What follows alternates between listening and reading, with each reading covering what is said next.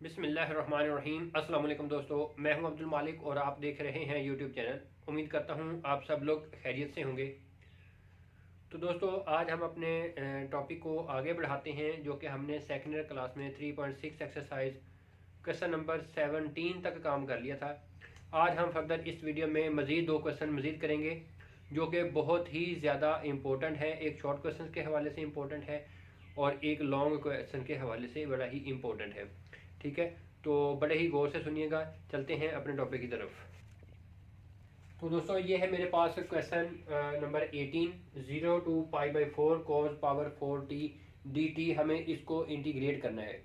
तो यहाँ पर आगे है cos पावर 4t।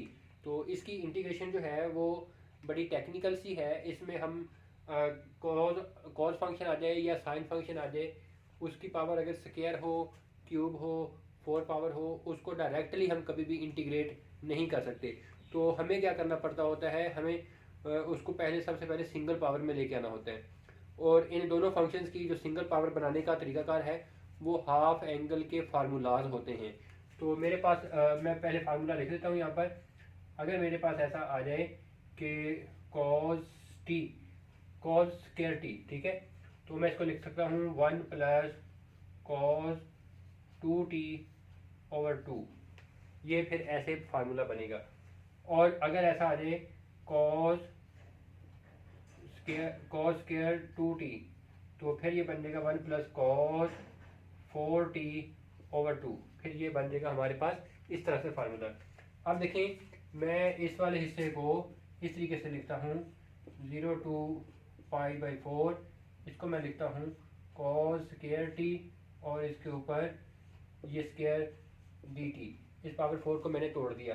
अब ये ब्रैकेट के अंदर वाला हिस्सा है, ये यहाँ से फार्मूला अप्लाई करें तो ये बन जाएगा 1 प्लस कॉस 2t/2। ठीक है, और इसके ऊपर ये वाला स्क्वायर आएगा, इंटेग्रल 0 to π/4 और dt। ये आ गया। अब इसी तरीके से ये स्क्वायर ओपन करते हैं तो ये 2 का स्क्वायर 4 होगा, ये बाहर ले जाएंगे और 0 to π/4 1 प्लस कॉस 2t का स्क्वायर ओपन करें, जैसे आप a प्लस बी का स्क्वायर ओपन करते हैं। तो ये बन जाएगा 1 plus cos square 2t plus 2 cos 2t dt, a square plus B square plus 2ab। ये इस तरीके से। अब यहाँ पर फिर हमारे पास ये स्क्वायर की फॉर्म में है, कॉस का फंक्शन है, स्क्वायर की फॉर्म में है। फिर मैं यहाँ पर ये वाला फार्मूला अप्लाई करता हूँ। ठीक है, सबको सिंगल पावर में लेके आएंगे। 1/4 0 to π/4 1 प्लस, इसकी जगह लिखेंगे 1 plus cos 4t/2 plus 2 cos 2t और dt। ये आ गया हमारे पास ऐसे। अब इसके अंदर वाले हिस्से का हम एलसीएम लेते हैं, तो ये हमें मिलता है 0 to π/4। एलसीएम आता है हमारे पास 2 इधर मल्टीप्लाई होगा, 2 plus 1 plus cos 4t plus 2 इधर भी मल्टीप्लाई होगा, 4 कॉस 2t और यहाँ पर आ गया dt। ये 2 बाहर ले जाएंगे, बाकी इन सब की अलग अलग इंटीग्रेशन कर देंगे। ठीक है, मैं ये काम यहाँ पर करता हूँ। ये 1/8 हो जाएगा, 1/8 हो जाएगा। और ये 2 + 1 3 होता है, 3 की इंटीग्रेशन अलग कर दें। मैं इसको लिखता हूँ ऐसे 0 to π/4 1 dt। यूँ समझें कि ये 3 की इंटीग्रेशन है। ठीक है, अब यहाँ पर cos 4t की इंटीग्रेशन अलग कर दें, प्लस cos 4t और dt 0 to π/4। फिर इसी तरीके से यहाँ पर आएंगे, प्लस आएगा और 4 बाहर लिख लेंगे, cos 2t की इंटीग्रेशन अलग, प्लस 4 0 to π/4 cos 2t और dt। लास्ट में ये ब्रैकेट क्लोज कर देंगे। ये इसकी इंटीग्रेशन हमने अलग कर दी है। ठीक है, अब इनकी इंटीग्रेशन करते हैं। 1/8 3, इसकी इंटीग्रेशन आ जाएगी t, इसकी लिमिट 0 to π/4 प्लस यहाँ पर cos की इंटीग्रेशन आ जाएगी sin 4t/4।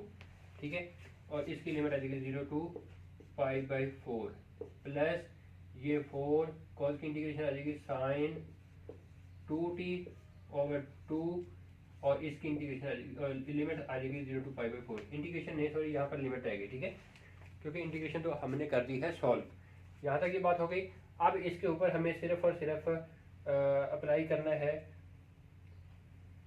ये लिमिट अप्लाई करनी है। यहाँ पर लिमिट अप्लाई करें 1/8 upper limit 3π/4 minus limit lower limit put करेंगे 0 हो जाएगा, ठीक है, ये इसका हिस्सा हो गया, प्लस यहाँ पर अपर लिमिट पुट करें, ये 1/4 बाहर ले लें, साइन 4 ज़रा π/4 ये आ गया, और माइनस साइन 0 ये आ गया, ठीक है, इतना ही इसके ऊपर आ गया। अब यहाँ पर आएंगे प्लस, ये बल्कि से कैंसिल आउट कर दें, 2 रह जाएगा, यहाँ पर लिखेंगे 2 और अपर लिमिट पुट करें साइन 2 × π/4 और माइनस साइन इंटू 0।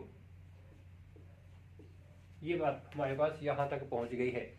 लिमिट्स हमने अप्लाई की हैं, ये 3π/4 है, 1/8 3π/4 ये आ गया, प्लस यहाँ से 4 से 4 कैंसिल कर दें, ये 1/4 साइन पाई 0 होता है, माइनस साइन 0 0 होता है, प्लस 2 ये इसे कैंसिल कर दें, π/2 साइन π/2 90 यानी कि 1 होता है, माइनस साइन 0 0 होता है।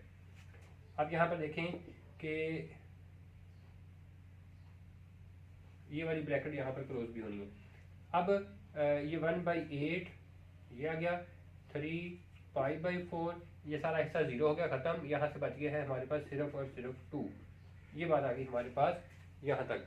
अब क्या करेंगे, अब इसका एलसीएम ले लें, 1/8 एलसीएम लेंगे तो 4 आएगा, और 3π + 8 ये आ गया, और इस 8 को इधर मल्टीप्लाई कर दें, हमारे पास आंसर आ गया 3π + 8/32। ये हमारे पास इस क्वेश्चन का फाइनल रिजल्ट आ गया है, ठीक है। तो दोस्तों उम्मीद करता हूँ आपको समझ आ रही होगी। इसके आगे हम फर्दर एक क्वेश्चन की तरफ मजीद बढ़ते हैं। तो दोस्तों ये मैंने क्वेश्चन नंबर 18 लिखा है, बहुत ही आसान है, शॉर्ट क्वेश्चन के हवाले से इम्पोर्टेंट भी है। तो इसके ऊपर हम क्या काम करते हैं, एक छोटी सी टेक्निक यूज़ करनी है, वो ज़रा गौर से सुने।